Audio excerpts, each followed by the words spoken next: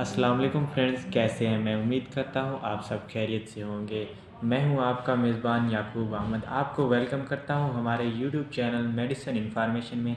आज हम जिस मेडिसिन का रिव्यू करने जा रहे हैं वो मेडिसिन स्पेशली ख़वातीन के लिए है, जिन ख़वातीन का बच्चे के लिए दूध बहुत कम बनता है, इतना कम बनता है कि बच्चे की खुराक भी पूरी नहीं हो पाती, तो वो फिर मार्केट में अवेलेबल दूध इस्तेमाल करते हैं, जैसा कि लैक्टोजन 1, लैक्टोजन 2, लैक्टोजन 3 वगैरह, जो वक्ती तौर पर खुराक की कमी को तो पूरा कर देते हैं, लेकिन बच्चे की अच्छे से नशोनुमा नहीं हो पाती। बच्चे की नशोनुमा में कुदरती दूध एक अलग ही दर्जा रखता है।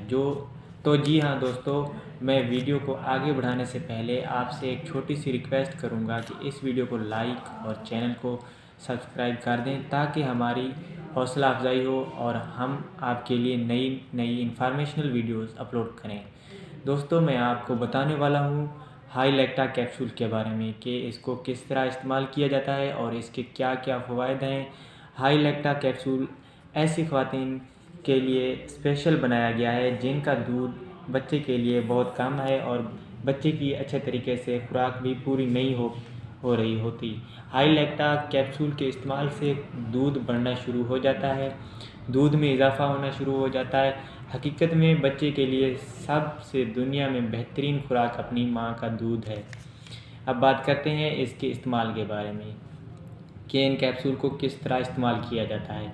जिन माँओं को दूध आता है लेकिन बच्चा आधा भूखा रह जाता है, उनके लिए वो एक कैप्सूल सुबह दूध के साथ खाएं और एक कैप्सूल शाम को दूध के साथ खाएं।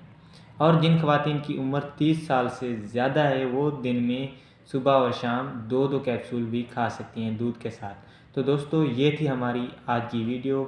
अगर वीडियो अच्छी लगी तो वीडियो को लाइक और चैनल को सब्सक्राइब कर दें। दोस्तों, अपना बहुत सारा ख्याल रखिएगा।